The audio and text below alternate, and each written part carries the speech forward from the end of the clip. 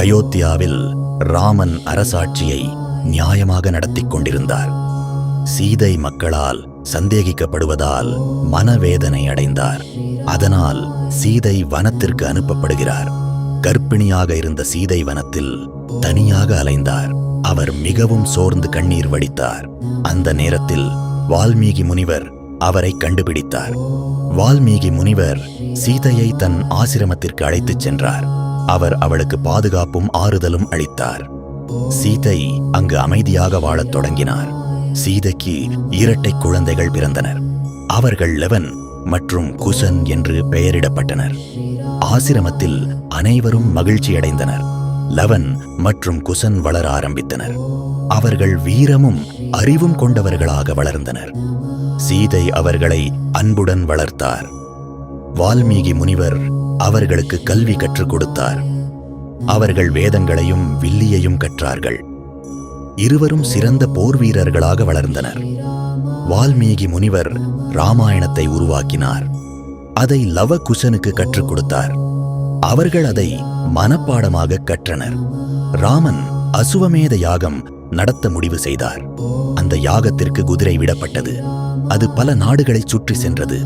அந்த குதிரை வால்மீகி ஆசிரமம் அருகே வந்தது. லவகுசன் அதை பார்த்தனர். அவர்கள் அதை பிடிக்க முடிவு செய்தனர். அவர்கள் குதிரையை கட்டி பிடித்தனர். யாக விதிமுறையை அறிந்தும் அதை சவாலாக எடுத்தனர். அவர்கள் வீரத்தை காட்டத் தயாரானார்கள். ராமனின் படைகள் குதிரையை மீட்க வந்தன. லவகுசன் அவர்களை எதிர்கொண்டனர். கடுமையான போர் ஆரம்பமானது. லவகுசன் பல வீரர்களை தோற்கடித்தனர். அவர்கள் அசாதாரண வீரத்தை வெளிப்படுத்தினர். படைகள் அதிர்ச்சியடைந்தன. லக்ஷ்மணன் போருக்கு வந்தார். அவரையும் லவகுசன் எதிர்கொண்டனர். கடுமையான யுத்தம் நடந்தது. லக்ஷ்மணனும் தோற்கடிக்கப்பட்டார். இதனால் அனைவரும் அதிர்ச்சியடைந்தனர். லவகுசன் வீரர்கள் என அறியப்பட்டனர். பரதன் மற்றும் சத்ருக்னன் போருக்கு வந்தனர். அவர்களும் தோல்வியடைந்தனர். லவகுசன் அசைக்க முடியாதவர்களாக இருந்தனர். ராமன் தானே போருக்கு வந்தார். அவர் அந்த சிறுவர்களின் வீரத்தை கவனித்தார். அவர்களுடன் போராடத் தொடங்கினார். போர் மிகவும் கடுமையாக நடந்தது. ராமனும் ஆச்சரியமடைந்தார். அவர்கள் யார் என்று சந்தேகித்தார். வால்மீகி முனிவர் அங்கு வந்தார். அவர் போரை கைவிடச் சொன்னார். உண்மையை வெளிப்படுத்தத் தயாரானார். லவகுசன் ராமாயணத்தை பாடினர். ராமன் அதை கேட்டார். அது அவரை ஆழமாக பாதித்தது. அவர்கள் சீதை பற்றிய உண்மையை கூறினர். இராமன் அதிர்ச்சியடைந்தார். உண்மை வெளிச்சத்துக்கு வந்தது. வால்மீகி உண்மையை உறுதிப்படுத்தினார். லவகுசன் ராமனின் மகன்கள் என்று கூறினார். அனைவரும் ஆச்சரியப்பட்டனர். ராமன் மகிழ்ச்சியுடன் அவர்களை அணைத்தார். தனது மகன்களை ஏற்றுக்கொண்டார். ஆனால் சீதை இன்னும் வரவில்லை. சீதையை அழைக்க முடிவு செய்யப்பட்டது. அவள் மண்ணை சாட்சியாக அழைத்தார். தன் தூய்மையை நிரூபிக்க விரும்பினார்.